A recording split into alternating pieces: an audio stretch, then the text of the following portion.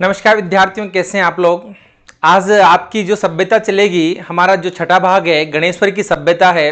और गणेश्वर की सभ्यता हमारे लिए बहुत महत्वपूर्ण है क्योंकि यहाँ से हमारे पास कई प्रकार के क्वेश्चंस होते हैं। आज सभी प्रकार के क्वेश्चन सॉल्व करेंगे और पूरी सभ्यता को मैं आपको पढ़ाऊंगा। तो देख लीजिएगा, हमारी आज की सभ्यता प्रारंभ करते हैं गणेश्वर की सभ्यता। देखना, गणेश्वर की सभ्यता की अगर हम बात करते हैं तो हमारे पास ये है गणेश्वर की सभ्यता। गणेश्वर कहाँ है अभी हम देखते हैं। वहां जो खुदाई के दौरान हमें जो प्राचीन सभ्यता मिली है, अगर हम वर्तमान में उसको देखेंगे तो इस प्रकार से आपको पूरी नजर आएगी, पूरी की पूरी सभ्यता आपको देखने में नजर आ जाएगी। चलो हम आगे बढ़ते हैं सभ्यता के लिए। हमारे लिए आरपीएससी के लिए, पुलिस कांस्टेबल के लिए देखो, उसका भी अभी अभी हाल ही में कल परसों उसके लिए तिथि जारी कर दी गई है। और हमारे शिक्षक भर्ती परीक्षाएं, व्याख्याता वाली परीक्षा होगी, जेवीवीएनएल वाली परीक्षा होगी, उनमें सबसे महत्वपूर्ण टॉपिक है हमारे पास गणेश्वर की सभ्यता। तो देखते हैं गणेश्वर की सभ्यता में क्या क्या महत्वपूर्ण तथ्य है, मैं आपको बताना चाहूंगा। तो सबसे पहले शुरू करते हैं आज की गणेश्वर की सभ्यता। देखना, गणेश्वर की सभ्यता में हम सबसे पहले बात करते हैं। गणेश्वर की सभ्यता के अंतर्गत हमारे पास अगर स्थान पूछा जाता है कि गणेश्वर की सभ्यता है कहां पर, राजस्थान में किस स्थान पर गणेश्वर की सभ्यता है, तो देखो जिला कौन सा रहा, सीकर जिला। कौन सा जिला, सीकर जिला। और इसमें भी हमारे पास स्थान को नीम का थाना तहसील। तहसील का नाम क्या है, नीम का थाना तहसील। और उस तहसील कार्यालय से देखो कई बार क्वेश्चन आ जाता है मुख्यालय से कितना दूर है। तो तहसील कार्यालय से लगभग 15 किलोमीटर दूर रेवासा गांव, कहां पर है, रेवासा गांव में स्थित है हमारे पास कौन सी सभ्यता, गणेश्वर की सभ्यता। तो अगर आपसे स्थान पूछा जाता है तो स्थान हमारे पास क्या है, जिला सीकर दे दिया जाएगा। और अगर सीकर नहीं है तो फिर नीम का थाना यह आपको मिलेगा। वहां से तहसील कार्यालय से कितने दूर, 15 किलोमीटर दूर लगभग हमारा रेवासा गांव है, वहां पर हमारी ये गणेश्वर की सभ्यता है। तो देखना, इस गणेश्वर की सभ्यता में अगर नदी पूछी जाती है, नदी कि कौन सी सभ्यता किस नदी के किनारे, ये क्वेश्चंस कई बार आते हैं हमारे पास। मिलान कीजिए, क्वेश्चन जो टाइप होते हैं उनमें आपको नदियां दे दी जाएगी, कौन सी सभ्यता किस नदी के किनारे है, तो ये भी हमारे लिए बहुत महत्वपूर्ण क्वेश्चन बनता है। तो नदी हमारे पास कौन सी, कांतली नदी।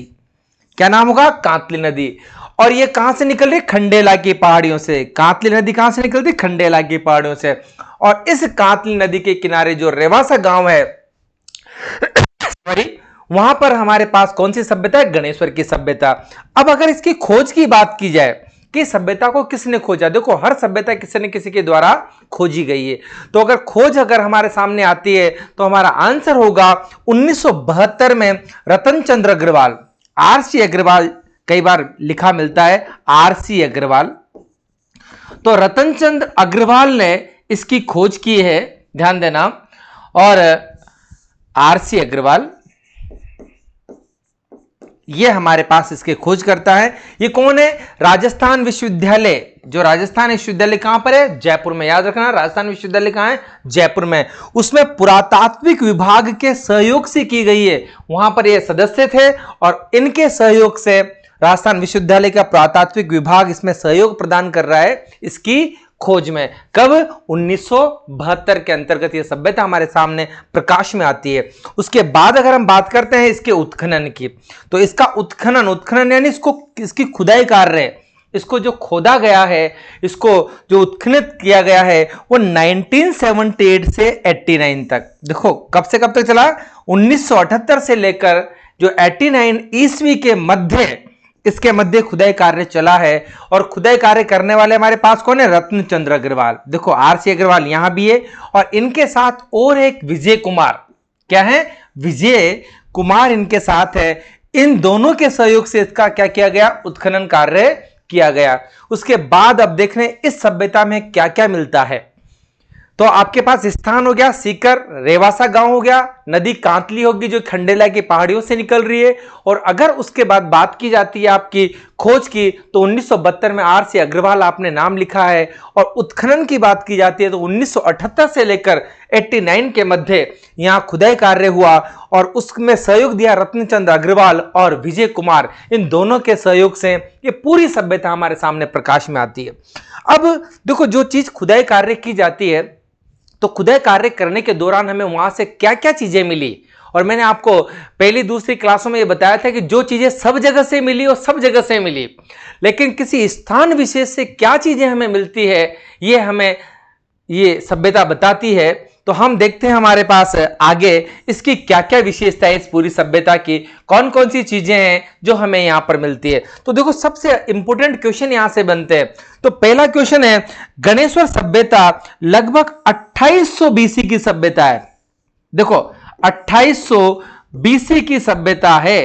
तो अगर मैंने आपको देखो एक स्केल पढ़ाया था पूरा का पूरा, जिसमें हमने समय की गणना करना सीखा था, तो अब आपसे कहा जाए कि वर्तमान में यह 2800 बीसी की सभ्यता है, तो बताइए कि वर्तमान में कितने वर्ष प्राचीन होगी। तो आपको वर्तमान में कितना चल रहा है, 2022, मतलब 2000 लगभग। तो हमारे पास कितना प्लस, अगर मैं इसके अंदर 2000 ऐड कर देता हूं, तो आज से 4800 वर्ष प्राचीन सभ्यता कौन सी है हमारे पास, गणेश्वर की सभ्यता। तो मैं तो ये कहता हूं ताम्रयुगीन सभ्यताओं में सबसे जो पहली सभ्यता अगर प्रकाश में आती है तो गणेश्वर है। और ये बहुत इंपॉर्टेंट हमारे लिए बन जाता है कि सभ्यता कितनी, 2800 बीसी की सभ्यता है। और इस कारण देखो ये तथ्य किसका है, डीपी अग्रवाल का। किसका रहा, डीपी अग्रवाल का ये तथ्य है। और उनके अनुसार तो आप ये कह सकते हो कि ये पूर्व हड़प्पा कालीन सभ्यता है। और आपने देखा होगा हड़प्पा कालीन सभ्यता 2350 से 1750 की बीसी की सभ्यताओं में शुमार होती है, लेकिन ये जो गणेश्वर की सभ्यता हमारे लिए बहुत इंपॉर्टेंट है विद्यार्थियों। और ये पूर्व हड़प्पा कालीन सभ्यता, मतलब हड़प्पा काल के पहले की सभ्यता हमारे पास कौन सी सभ्यता थी, गणेश्वर की सभ्यता। यस, लाइक कर दीजिए, सब्सक्राइब कर दीजिए, वेरी गुड, बहुत अच्छा, सभी विद्यार्थी जुड़ चुके हैं। हाँ बहुत अच्छा, गुड इवनिंग, बहुत बढ़िया। हाँ एक दो दिन से मैं वीडियो नहीं डाल पाया था। हाँ राजेश जी, हाँ आरपीएससी के लिए बिल्कुल आप इंपॉर्टेंट है और आप इसकी बिल्कुल तैयारी करते रहें, कोई प्रॉब्लम नहीं है, हमारे लिए बहुत महत्वपूर्ण है ये। चले आगे बढ़ते हैं, हम देखना, हम देखो पहली विशेषता हमारे पास क्या थी, ये सभ्यता कितने बीसी की, 2800 ईसा पूर्व की है। और ये डीपी अग्रवाल के अनुसार बताया उन्होंने कि ये सभ्यता इतनी प्राचीन है। और इस सभ्यता के लिए क्या कहा जाता है, पूर्व हड़प्पा कालीन सभ्यता है। हड़प्पा काल के पहले की सभ्यता हमारे पास कौन सी आती है, ये सभ्यता आती है। उसके बाद अगर हम देखते हैं इसकी दूसरी विशेषताओं पर चलते हैं, तो हमारे पास दूसरी विशेषताओं में सबसे इंपॉर्टेंट आता है कि ताम्रयुगीन सांस्कृतिक केंद्रों में सबसे प्राचीनतम है। देखो बात आ गई नहीं, सबसे प्राचीनतम, जितने भी राजस्थान के अंदर ताम्रयुगीन सभ्यताएं मिली है, उन ताम्रयुगीन सभ्यताओं में सबसे प्राचीन जो सभ्यता हमारे पास आती है, प्राचीन क्या प्राचीनतम सभ्यता अगर कोई आती है तो हमारे पास गणेश्वर की सभ्यता है। और इस कारण हमने गणेश्वर सभ्यता को, किसको, गणेश्वर सभ्यता को क्या कहा है, भारत में, संपूर्ण भारत की बात कर रहा हूं मैं, केवल राजस्थान ही नहीं, संपूर्ण भारत में इसको ताम्रयुगीन सभ्यताओं की जननी कहा जाता है। वेरी गुड, क्या कहा जाता है, जननी। जननी बोल दो आप, अग्रणी बोल दो, एक शब्द और अच्छा हो सकता है आपका, अग्रणी भी बोला जा सकता है। तो क्वेश्चन आता है ताम्रयुगीन सभ्यताओं के जननी या अग्रणी किसे कहा जाता है, तो हमारा पहला आंसर होना चाहिए, one and only answer, Ganeshwar की सभ्यता। बिल्कुल ठोको लाइक। और हम देखते हैं आगे गणेश्वर की सभ्यता की अगर तीसरी विशेषता देखो सबसे ज्यादा अगर आज दिन तक क्वेश्चन पूछे गए आरपीएससी में और किसी भी प्रकार के एग्जाम में अगर पूछा जाता है तो यही क्वेश्चन सबसे ज्यादा आता है। तो यहां तो आप बिल्कुल 10 बार इंपॉर्टेंट लगा लीजिएगा, यहां लिख सकते हैं इंपॉर्टेंट। और यह क्वेश्चन सबसे पहले आता है कि ताम्रयुगीन सभ्यताओं की अग्रणी या जननी किसे कहा जाता है, तो ताम्रयुगीन सभ्यताओं की अग्रणी और जननी हमारे पास कौन सी सभ्यता होगी, गणेश्वर की सभ्यता। ये बहुत इंपॉर्टेंट क्वेश्चन है, आप इसको बिल्कुल इंपॉर्टेंट लगा दीजिएगा। और आज मैं ये पीडीएफ जो है वो आपको शेयर करूंगा टेलीग्राम ग्रुप में, जो कि टेलीग्राम ग्रुप का लिंक भी आपको इस YouTube चैनल पे मिल जाएगा। और आप इसको लाइक करें, सब्सक्राइब करें। आज के बाद आपका बिल्कुल प्रिंटेड चलेगा, टाइम बचेगा आपको। जिस प्रकार से आज की 5 क्लासें डली है उससे कुछ डिफरेंस क्लासें अब रहेगी और बिल्कुल आपका पीपीटी फॉर्म में चलेगा। और जितनी मेहनत मैंने आपसे वादा किया था, जितनी मेहनत मुझे करनी है, मैं 80% मेहनत करूंगा, आपसे केवल 20% मेहनत की गुजारिश करता हूं। और हम किसी भी एग्जाम को नहीं छोड़ेंगे। तो देख लीजिएगा हमारे पास तीसरी सभ्यता, तीसरा कारण क्या आता है, तीसरी विशेषता क्या आती है, गणेश्वर सभ्यता को पूर्व हड़प्पा कालीन, और मैंने कहा पूर्व हड़प्पा कालीन क्यों कहा, मिस्टर डीपी अग्रवाल क्या बोलते हैं इसको कि यह सभ्यता 2800 बीसी की सभ्यता है। तो भाई 2800 बीसी की सभ्यता है ना, तो पूर्व हड़प्पा कालीन तो हो ही गई, ध्यान रखना। या ताम्रयुगीन सभ्यता भी कहते हैं इसको, हमने क्या कहा, ताम्रयुगीन सभ्यता भी कहा है। और इसके पहले एक सभ्यता आपने पढ़ी है, आहड़ की सभ्यता, आपने क्या कहा, ताम्र नगरी कहा है उसको, क्योंकि वहां प्रचुर मात्रा में क्या मिला है, तांबा मिला है, तांबे के औजार मिले हैं, तांबे के आभूषण मिले हैं। लेकिन आपने क्या कहा, ये ताम्रयुगीन सभ्यता है, उस युग की सभ्यता अगर आता है तो हमारा answer, one and only answer, Ganeshwar की सभ्यता होगी, ध्यान देना। तो देखना क्या है, गणेश्वर सभ्यता पूर्व हड़प्पा कालीन, और डीपी अग्रवाल क्या बता रहे हैं, समय 2800 बीसी की सभ्यता है। और मैंने वर्तमान में बताया था आपको 4800 वर्ष प्राचीन अगर आज से इसका मान लिया जाता है तो, ध्यान देना।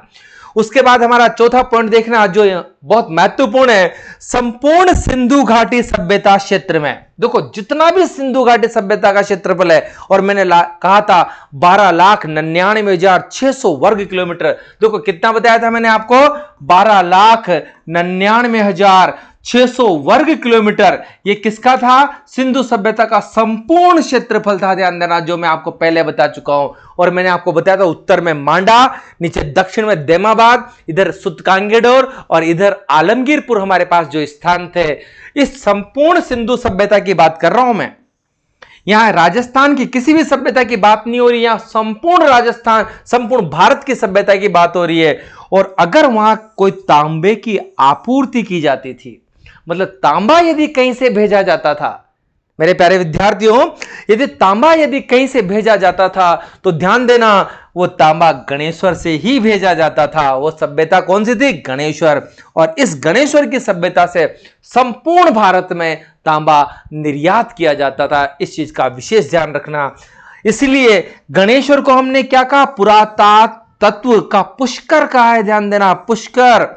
नाम से याद आ गया, पुष्कर हमारे राजस्थान में एक स्थान है, पुष्कर झील है, अजमेर के अंतर्गत है। आप बहुत अच्छे तरीके से इसके बारे में आगे भी पढ़ोगे और आपको सबको पता होगा पुष्कर झील के बारे में।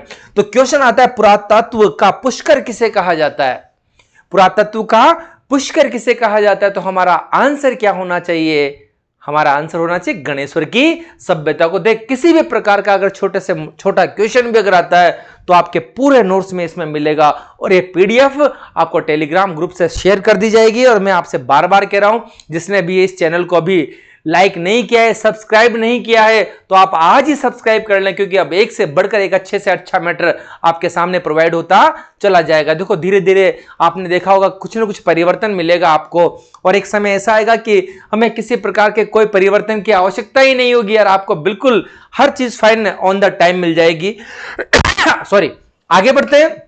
आपने क्या कहा, पुरातत्व का पुष्कर, तो आंसर क्या होगा, गणेश्वर की सभ्यता। उसके बाद अगर हम बात करते हैं, थोड़ा सा आगे बढ़ते हैं, तो देखना यहां के जो मकान थे, यहां के जो मकानों के निर्माण हो रहे थे, उन मकानों में पत्थरों का प्रयोग किया गया है, ध्यान देना, किसका प्रयोग। और अभी तक की जितनी भी सभ्यताएं मैंने आपको पढ़ाई थी प्रिय विद्यार्थियों, आपको अच्छे तरीके से पता है, मकानों में मैंने एक ही चीज लिखा है, कच्ची प्लस पक्की ईंटों का प्रयोग करते थे। और मैंने कहा था अगर कुछ विशेष है तो हम उसको लिखेंगे, और हमारे लिए विशेष क्या है, ये गणेश्वर की सभ्यता हमारे लिए बहुत इंपॉर्टेंट है। तो हमने क्या कहा, यहां पत्थर का प्रयोग किया गया है, ईंटों का यहां प्रयोग बिल्कुल भी नहीं हुआ है, ध्यान देना प्रिय दोस्तों, यहां ईंटों का प्रयोग नहीं मिलता है, यहां मिलता है पत्थर का प्रयोग। इसलिए अगर क्वेश्चन आ जाए कि राजस्थान की वह कौन सी सभ्यता है जहां मकानों में पत्थरों का प्रयोग किया गया था, तो आपका सीधा से सीधा आंसर क्या होना चाहिए, गणेश्वर की सभ्यता आपका आंसर होना चाहिए। बहुत ही महत्वपूर्ण है, ध्यान देना, आगामी परीक्षाओं के लिए बहुत महत्वपूर्ण होगा। चले आगे देखें, यह एकमात्र स्थान है जहां पत्थर के बांध प्राप्त हुए हैं। मेरे प्यारे मित्रों, पत्थर के बांध, और बांध तो आप अच्छी तरह जानते हो, निश्चितया ये बांध हमें कौन सी नदी पे मिला होगा, ये बांध हमें डेफिनेटली कांतली नदी पर मिला होगा, ध्यान देना। तो हमें यहां से जो रतन चंद्र अग्रवाल है, विजय अग्रवाल है, उन्होंने जो खोजा है, ये बहुत महत्वपूर्ण जानकारी खोजी है, नमन है उनको, ध्यान रखना। यहां पत्थर के बांध प्राप्त हुए और मकानों में पत्थर का प्रयोग किया है, इसलिए विशेषता और भी गंभीर हो जाती है, हमारे गणेश्वर की सभ्यता और भी ज्यादा महत्वपूर्ण हो जाती है। तो हम देखते हैं आगे की विशेषताओं की ओर बढ़ते हैं। आगे बढ़ते हैं, देखना अगर हम आगे बात करें, देखो बहुत शानदार चित्र आपके सामने भी है अभी। यहां से में जो मृद पात्र मिले हैं, मृद मृद यानी मिट्टी के, मृद जहां भी शब्द आ जाए, मृद से मृदा होती है, पात्र से आप जानते हो, पात्र आप सबके सब विद्यार्थी जानते हैं जो भी पढ़ रहे हैं। तो मिट्टी के बने हुए पात्र देखें आप, ये बिल्कुल थाली के समान बिल्कुल नजर आ रही है आपको, इमेज में थाली नजर आ रही होगी, मृद पात्र है आपका। देखो ये टूटे फूटे पात्र है, ये थोड़ा क्रैक चल रहा है ये पूरे, और ये आपको पता है सेल खड़ी मिट्टी से निर्मित है। कौन सी मिट्टी से? सेल खड़ी मिट्टी से निर्मित है। और ये टूटी हुई अवस्था में हमें ऐसे कैसे वहां से प्राप्त हुए, ध्यान देना, कहां से? हमें गणेश्वर की सभ्यता से प्राप्त होते हैं।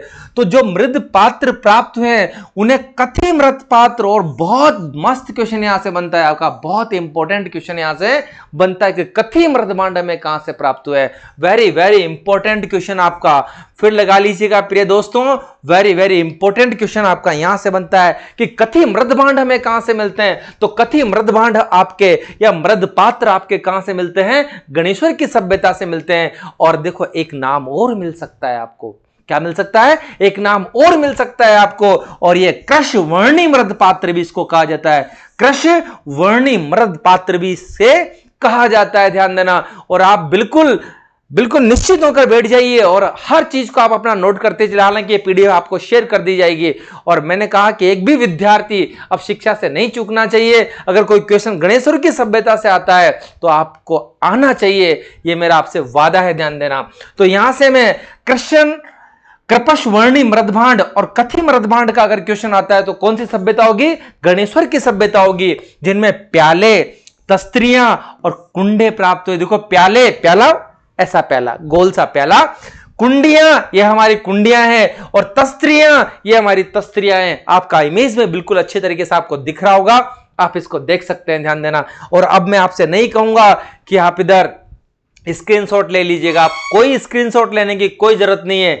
ये सीधी पीडीएफ अब आप डाउनलोड कर सकते हैं, और आपको नोट्स बनाने की कतई जरूरत नहीं है। बिल्कुल पीडीएफ आप डाउनलोड करें और उसके माध्यम से पढ़ें, ध्यान देना।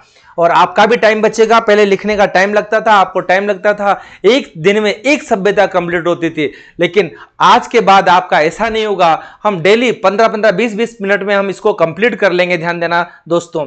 आगे बढ़ते हैं, देखना हमारी अगली विशेषता है, यहां से में 2000 ताम्र आयुध प्राप्त हुए। आयुध यानी जानते हो आप, शस्त्र अस्त्रों की बात कर रहे हैं हमें, तो ध्यान देना यहां से ताम्र आयुध प्राप्त होते हैं, और तांबे के उपकरण प्राप्त हुए जो तांबे से बने हुए थे, और विविध ताम्र आभूषण भी प्राप्त होते हैं। देखो ये बिल्कुल नॉर्मल चीज है, ये बिल्कुल नॉर्मल चीज है, क्योंकि ये सभी चीजें ताम्र आयुध को छोड़ दिया जाए तो तांबे के उपकरण हमें कहां से मिले हैं? ये उपकरण हमें और भी जगह से मिले हैं, और मैं तो कहता हूं ताम्रयुगीन सभ्यताओं से सब जगह से ये चीजें मिली है, तो इतनी ज्यादा महत्वपूर्ण नहीं है। तो मैं खुद क्रॉस लगा रहा हूं यहां पर, बिल्कुल इतनी महत्वपूर्ण नहीं है। लेकिन आप कहोगे कि आपने क्रॉस लगा दिया, इसलिए क्रॉस लगाया कि आपको कम याद करना है। भाई हमें महत्वपूर्ण याद करना है, जो हमारे लिए इंपॉर्टेंट होगा।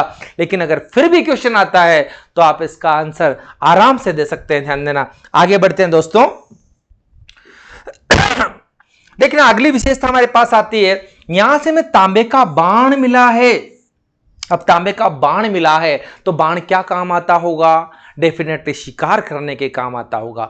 पहले ऐसे युद्ध तो नहीं हुआ करते होंगे जो वर्तमान में सत्ता के लिए लड़े जाते हैं। बड़े बड़े युद्धों को आपने मतलब सुना है, पढ़ा है, महाभारत जैसे युद्ध के बारे में आप जानते हो, रामायण जैसे एक पवित्र ग्रंथ के बारे में आपने जानते हो, जिसमें भी एक युद्ध का पूरा वर्णन आपको मिलता है। तो सत्ता के लिए युद्ध होते थे, लेकिन ध्यान देना यहां सत्ता के लिए नहीं, यहां पेट के लिए युद्ध होता था, ध्यान रखना। और मैंने कहा था कि हे घास फूस की झोपड़ियां जिन पर जीवन चलता है, दिन रात परिश्रम का टुकड़ों पर मानव पलता है। तो आप अपने माता पिता के सपने हैं, ध्यान देना। और मैं क्या किसी विद्यार्थी को नहीं पढ़ा रहा हूं, ये उनके माता पिता के सपनों को पढ़ा रहा हूं। और सपनों के साथ दगाबाजी नहीं होनी चाहिए, और आपकी जिंदगी के साथ आप किसी को प्रयोग नहीं करने दें, मेरा आपसे वादा है। यहां से मैं भाले मिले हैं, और भाला देखो किसके लिए? ये बचने के लिए है, ये अटैक करने के लिए नहीं है, ये जानवर से बचने के लिए भाला है। बाण बाण इसलिए वो किसी जानवर को मारकर खाएगा, ये किसी का जीव की हत्या इसलिए नहीं कर रहा है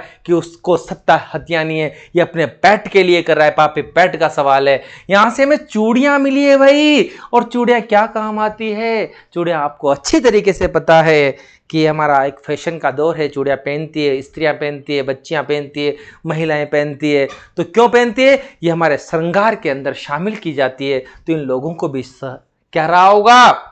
इन लोगों को भी शौक रहा होगा। और आपने एक सभ्यता, मोहनजोदड़ो की सभ्यता से हमें लिपस्टिक के प्रमाण मिले। लिपस्टिक लाल कलर की तो नहीं कह सकते, लेकिन लोगों ने कहा है कि यहां पे लिपस्टिक के प्रमाण मिलते हैं। ऐसी श्रृंगारदानियां मिली है, ध्यान देना। तो इन लोगों को भी सजने संवरने का शौक था। तो मैं आपसे पूछना चाहूंगा, हम किसके लिए सजते संवरते हैं? बहुत छोटा सा क्वेश्चन है आपके सामने, हम किसके लिए सजते संवरते हैं? तो मैं आंसर भी देता हूं, हम हमेशा दूसरों के लिए सजते संवरते हैं। खुद के लिए तो हमसे अपना मुंह भी नहीं धुलता। ध्यान देना, अगर संडे हो ना, कहीं नहीं जाना है, तो हम नहाते तक नहीं है। ध्यान रखना।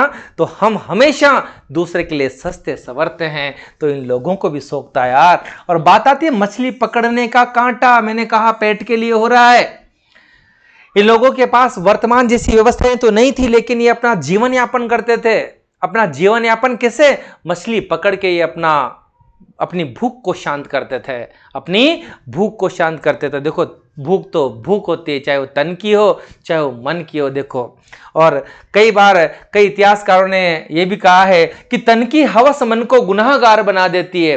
तन की हवस मन को गुनाहगार बना देती है, बाघ के बाघ को बीमार बना देती है, और इन भूखे पेटों को देशभक्ति सिखाने वालों, भूख इंसान को गद्दार बना देती है। तो ध्यान देना, भूख बहुत बड़ी चीज है मेरे दोस्तों, जिसमें यह पता चलता है कि उस समय यहां कांतली नदी नित्यवाहिनी नदी थी। नित्यवाहिनी, डेली बहने वाली, नित्य बहने। जैसे मैं कोटा की धरती से हूं, और यह चंबल जो नदी है, जिसको चरमण्य मां चरमण्यवती के नाम से जाना जाता है, उस नदी के किनारे ही मैं आपको पढ़ा रहा हूं। उस किनारे का एक वासी हूं, और यह नदी भी हमारी नित्यवाहिनी। तो कांतली नदी भी नित्यवाहिनी नदी थी, और इसीलिए लोग वहां अपने पेट के लिए मछली पकड़ने के लिए जाते थे।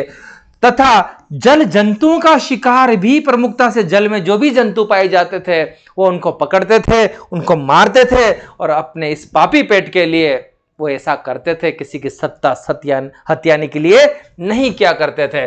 तो यह भी एक विशेषता है, लेकिन यह सामान्य सी विशेषता है। ये क्या है? सामान्य सी विशेषता है, और सब जगह से मिलती है। अधिकांश जहां नदियां थी, मछली पकड़ने के कांटे मिले हैं वहां पर। और ध्यान देना, शिकार करते थे, नित्यवाहिनी नदियां थी, जीव जंतु का शिकार डेफिनेटली करते थे। और जल जंतुओं के साथ जो कई जीव अगर नदी के किनारे पानी पीने आते थे तो उनको भी मारते थे। ध्यान रखना। तो जितने भी सभ्यताएं, मैंने आपको पहली क्लास में बताया था कि जितने भी भारत के अंदर या विश्व के अंदर सभ्यताएं पनपी है, वो नदियों के किनारे पनपी है। और मैंने आपको बताया था हमारी प्राथमिक आवश्यकताओं की पूर्ति करती है, और प्राथमिक आवश्यकताओं में सबसे पहले सांस है।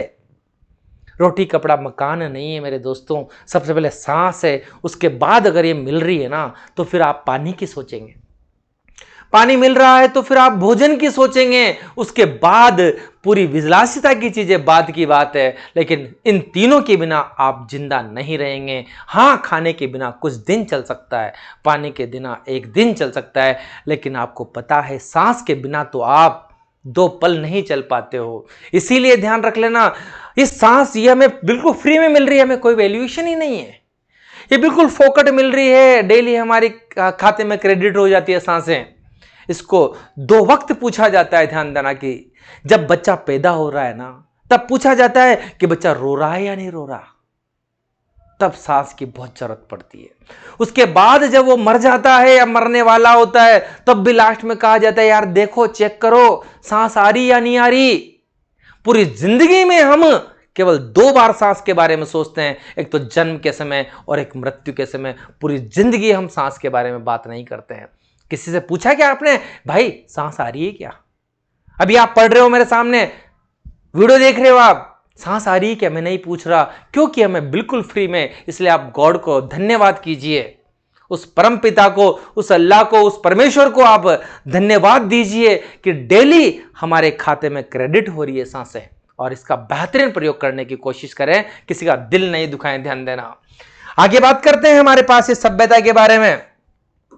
गणेश्वर की सभ्यता कांतली नदी के वरदान स्वरूप, देखो गणेश्वर की सभ्यता किसकी बात की हमने, गणेश्वर की सभ्यता जो कांतली नदी के वरदान स्वरूप यहां पर खेतड़ी, कॉपर व अलवर में खो दरीबा नामक प्रसिद्ध खानों का निर्माण हुआ है। ध्यान देना, आपको अच्छी तरह पता है खेतड़ी झुंझुनू में कॉपर निकाला जाता है और खो दरीबा अलवर से भी कॉपर निकाला जाता है।